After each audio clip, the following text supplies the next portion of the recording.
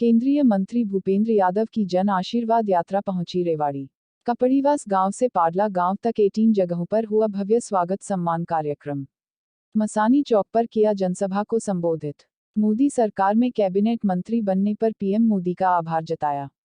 मोदी सरकार में हाल ही में कैबिनेट मंत्री बने मंत्रियों के स्वागत सम्मान का सिलसिला शुरू हो गया है। इसी कड़ी में रेवाड़ी में कैबिनेट मंत्री भूपेंद्र यादव का रेवाड़ी पहुंचने पर जोरदार स्वागत किया गया। भूपेंद्र यादव मूल रूप से गुरुग्राम के जमालपुर गांव के रहने वाले हैं और राजस्थान से राज्यसभा सांसद है। हाल ही में मोदी मंत्रिमंडल विस्तार में भूपेंद्र यादव को कैबिनेट मंत्री बनाया गया है। इसी को लेकर स्वागत सम्मान समारोह कार्यक्रम का आयोजन किया गया। इसी कड़ी में भूपेंद्र यादव की जन आशीर्वाद यात्रा मंगलवार को रेवाड़ी पहुंची। गुरुग्राम के बिलासपुर चौक से शुरू हुई जन आशीर्वाद यात्रा का रेवाड़ी के कापड़ीवास चौक पर भव्य स्वागत हुआ। रेवाड़ी में जन आशीर्वाद यात्रा का 18 जगहों पर स्वागत कार्यक्रम रखा गया था, जिसके तहत मसानी चौक पर भव्य स्वागत कार्यक्रम के साथ जनसभा का भी आयोजन किया गया। यहां भूपेंद्र यादव और भाजपा समर्थकों ने केंद्रीय मंत्री का फूलमाला और पगड़ी पहनाकर भव्य स्वागत किया। इस मौके पर मसानी चौक पर जनसभा को संबोधित करते हुए केंद्रीय मंत्री भूपेंद्र यादव ने उन्हें मंत्रिमंडल में शामिल करने पर मोदी सरकार का आभार जताया और कहा कि प्रधानमंत्री नरेंद्र मोदी द्वारा जो जिम्मेदारी उन्हें दी गई है उसका वह पूरी निष्ठा और ईमानदारी के साथ निर्वहन करेंगे। पीएम मोदी ने उन्हें कैबिनेट मंत्री बनाया, इसलिए अब वे लोगों की सेवा व्यापक तरीके से कर सकेंगे। इस दौरान मसानी चौक हरको चेयरमैन अरविंद यादव द्वारा जन आशीर्वाद यात्रा में भव्य स्वागत से गदगद नजर आए और इसके लिए सभी का आभार जताया। उन्होंने कहा कि जन आशीर्वाद यात्रा 5 दिन तक चलेगी। हरियाणा के गुरुग्राम से शुरू होकर राजस्थान के अजमेर तक जाएगी। उन्होंने कहा कि उनका गुरुग्राम से लेकर अजमेर तक जन्मभूमि और कर्मभूमि के रूप में लोगों से जुड़ाव रहा है। भूपेंद्र यादव ने कहा कि प्रधानमंत्री एक नए विजन को लेकर काम कर रहे हैं, जिसमें देश के सबसे बड़े वर्ग खेती किसानी से लेकर हर निम्न वर्ग का ध्यान रखा जा रहा है। ओबीसी समाज के लिए संवैधानिक आयोग की मांग लगातार की जा रही है। वैसे यह आयोग 1950 में बन जाना चाहिए था, लेकिन कांग्रेस की ओर से नहीं बनाया गया। मोदी सरकार में 27% आरक्षण अन्य पिछड़ा वर्ग के लिए लागू हुआ। क्रीमी लेयर की यूनिट को बढ़ाया गया। सामान्य वर्ग को भी 10% आरक्षण सरकार की ओर से देने का काम किया गया है। हरियाणा सरकार के कामकाज और नीतियों की सराहना करते हुए भूपेंद्र यादव ने कहा कि नौकरी में भर्ती प्रदर्शित तरीके से होने लगी। हरियाणा की बेटियों ने ओलंपिक में जाकर अपना और अपने देश का नाम रोशन किया। उन्होंने कहा कि बेटियों की शिक्षा के साथ बेटों की शिक्षा पर भी हमें ध्यान देना होगा। प्रदेश सरकार ने कन्या भ्रूण हत्या जैसी होती पर रोक लगाई। मोदी सरकार ने जो मंत्रिमंडल बनाया, इसमें 27% से अधिक अन्य पिछड़ा वर्ग के मंत्रियों को मौका दिया गया। यह अपने आप में बड़ी बात है। भारतीय जनता पार्टी में हर किसी को सेवा करने का मौका मिलता है। आज उन्हें मौका मिला है तो कल किसी दूसरे को मौका मिलेगा। उन्होंने कहा कि जन आशीर्वाद यात्रा केवल एक राज्य में नहीं अपितु 2 राज्य में जाने वाली है। यह दक्षिण हरियाणा हीरो और वीर सैनिकों का इलाका है। इस मौके पर उनके साथ अलवर से सांसद बाबा बालक नाथ, पलवल से विधायक दीपक मंगला, हरियाणा से पूर्व सांसद सुधा यादव, पूर्व मंत्री जगदीश यादव, हरियाणा कोऑपरेटिव बैंक के चेयरमैन अरविंद यादव, पंचन सेवा समिति के जिला अध्यक्ष केशव चौधरी समेत बड़ी संख्या में भारतीय जनता पार्टी के पदाधिकारी, महिला मोर्चा सुमित्रा चौहान और प्रकोष्ठ के साथ कार्यकर्ता उपस्थित रहे। केंद्रीय मंत्री भूपेंद्र यादव की जन आशीर्वाद यात्रा गुड़गांव के बिलासपुर चौक से शुरू होकर रेवाड़ी के कापड़ीवास, मसानी चौक, यादव समारोह स्थल, धारूहेड़ा चुंगी स्थित रेजांगला पार्क, आजाद चौक, शूरसेन चौक, झज्जर चौक, राव तुलाराम चौक, गोपाल देव चौक, खोरी, पाली, माजरा व पाडला तक निकाली गई। यह यात्रा करीब 48 किलोमीटर तक की थी। रास्ते में जगह जगह पर मंत्री का भव्य स्वागत किया गया।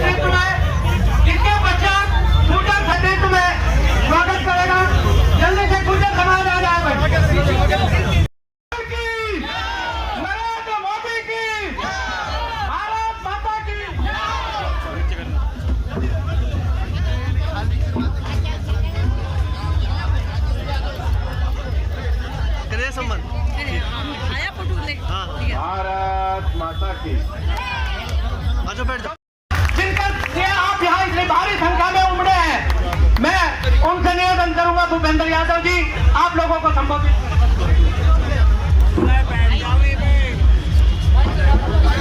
भारत माता की। भाई मेरे साथ जो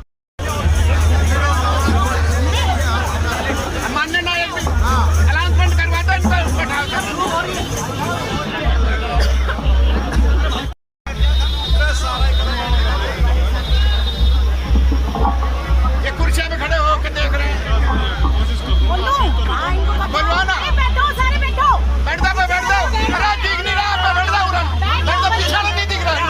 कार्यक्रम के आयोजक भाई अरविंद यादव जी,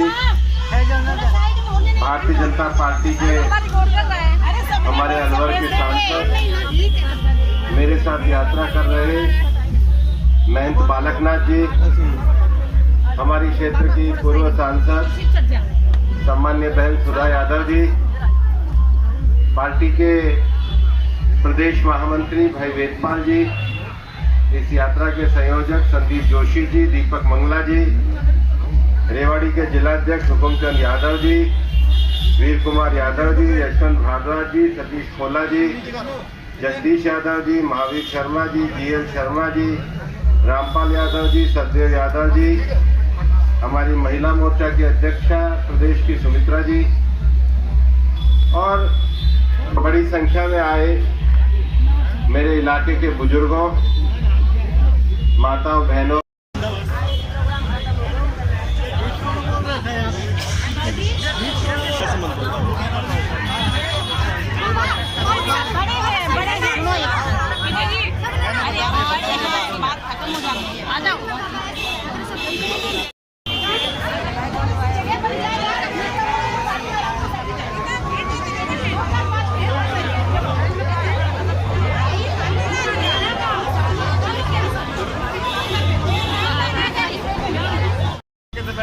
सबसे पहले तो इस जन आशीर्वाद यात्रा को आप लोग जो आशीर्वाद देने के लिए आए हैं, आपके आशीर्वाद का मैं अपनी तरफ से हाथ जोड़ के अभिनंदन करता हूं। आपको बहुत बहुत धन्यवाद है। हमारी ये यात्रा 5 दिन तक चलेगी। हरियाणा से होते हुए राजस्थान में अजमेर तक जाएगी। मेरा ये सौभाग्य रहा है कि अजमेर से लेके और गुड़गांव तक, बल्कि मैं कहूँ तो दिल्ली देहात तक, मेरा एक भावनात्मक, पारिवारिक, शैक्षिक, जन्मभूमि और कर्मभूमि का हमेशा से संबंध और जुड़ाव रहा है।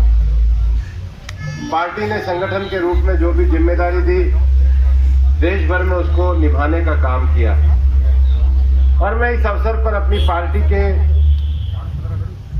नेता, इस देश के नेता माननीय नरेंद्र मोदी जी को भी धन्यवाद देता हूं कि उन्होंने मुझे कैबिनेट मंत्री बना करके लोगों की सेवा को और व्यापक रूप में करने का अवसर प्रदान किया।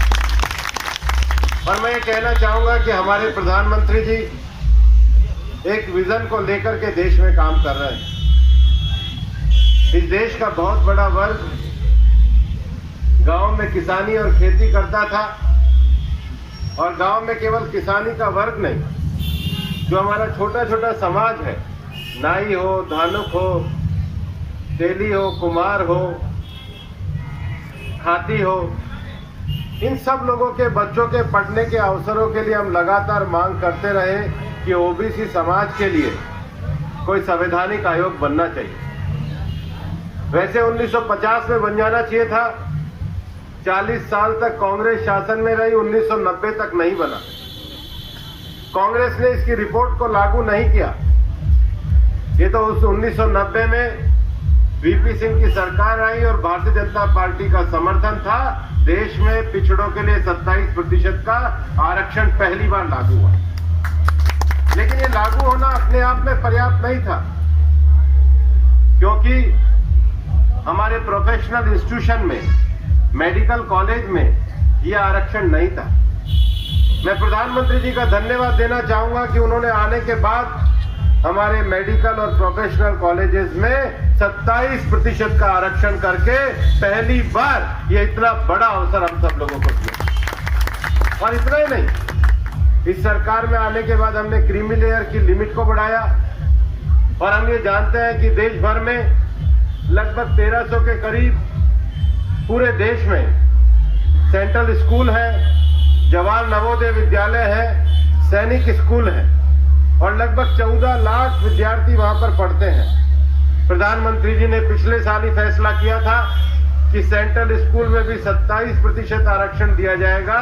मतलब इन सब वर्गों के 4 लाख बच्चों को हर साल ये जो है एडमिशन में जो सुविधा है ये हमारी सरकार के द्वारा दी गई। हम ये जानते हैं कि 70 साल में इस विकास के रफ्तार में समाज का जो सामान्य वर्ग है वो भी पिछड़ गया।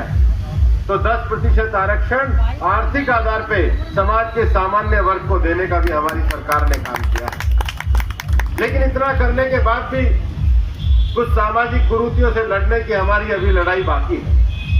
हरियाणा सरकार ने आने के बाद 2 चीजों में बड़ी पहल करी। पहली बात, दक्षिणी हरियाणा के भी जो हमारे बच्चों के साथ नौकरियों में भेदभाव होता था, मनोहर लाल जी की सरकार में आने के बाद नौकरियों में नियुक्ति पारदर्शी तरीके से होने लगी और हमारे इलाके के बच्चे आगे जाने लगे। हमारे 4-4, 5-5, 6-6 बच्चे आज HCS में, IAS में विभिन्न सरकारी नौकरियों में जा रहे हैं क्योंकि ईमानदारी से नौकरियां दी जा रही हैं। और दूसरी बड़ी समस्या कन्या भ्रूण हत्या की थी। हमारी सरकार आने के बाद हमने हरियाणा में उस लड़ाई से भी लड़ने में कामयाबी हासिल करी है। और सबसे बड़ी बात है कि हरियाणा एक ऐसा प्रदेश बना जिनकी बेटियों ने केवल राज्य में नहीं, हिंदुस्तान में ओलंपिक और एशियाड में जाकर के हिंदुस्तान का, हरियाणा का नाम गौरव किया। हमारी बेटियां आज खेलों में सबसे आगे।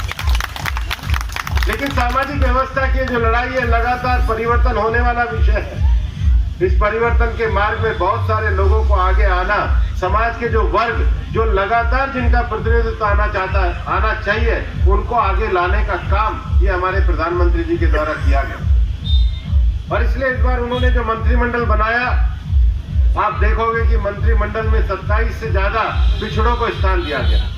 और कैसे कैसे समाज को, हमारी बहन दर्शना जसोद आती है, वो दर्जी समाज से आती है।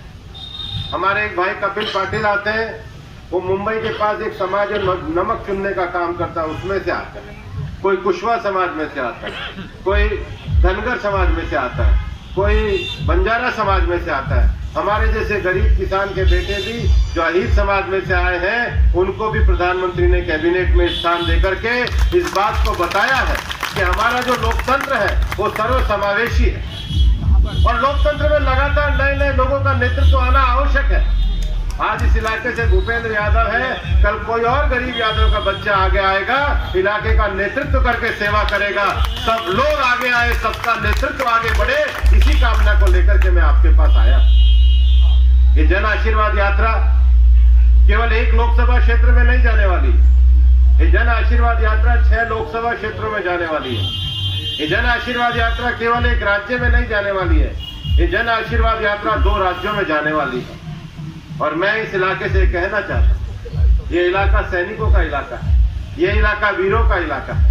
अपने इलाके में जो मोदी जी ने जितने भी विकास योजनाओं को चलाया है, उन विकास योजनाओं की लास्ट माइल तक डिलीवरी हो, इसको करने का काम भारतीय जनता पार्टी के कार्यकर्ताओं का है। सब लोगों के जीवन में परिवर्तन आए, सरकार से लगातार सब लोगों को लाभ मिले, ये करने का काम भारतीय जनता पार्टी के कार्यकर्ता का है। और हमारे जो बुजुर्ग बैठे हैं, महिला बैठे हैं, हमारे पूरे इलाके में शिक्षा का विस्तार हो, शिक्षा का मंत्र सब लोगों के बीच में जाए। और अब तो बेटियां अच्छे पढ़ रही हैं, लड़कों की भी शिक्षा पे थोड़ा और ध्यान देना चाहिए ताकि वो भी मेरिट में ज्यादा अच्छा नंबर लाए। लड़के और लड़की दोनों बराबर तरीके से शिक्षा में आगे बढ़े, समाज में आगे बढ़े, कुरीति से लड़े। और माननीय मोदी जी के नेतृत्व में जो आत्मनिर्भर भारत बनाने की जो हमारा संकल्पना चल रही है, उस सब में हम साथ मिलकर साथ लगे। ये जन आशीर्वाद यात्रा को आगे लंबा जाना है। आपसे लंबी बात करने की इच्छा थी, लेकिन मैं अपनी बात को यहीं विराम दूंगा क्योंकि मुझे आगे खांडवा झुंझुनू जिले में जाना है। पुनः आप सब लोगों को धन्यवाद देते हुए जोर से मेरे साथ बोलेंगे, भारत माता की, भारत माता की, नरेंद्र मोदी जिंदाबाद, जिंदाबाद जिंदाबाद। धन्यवाद। जय हिंद।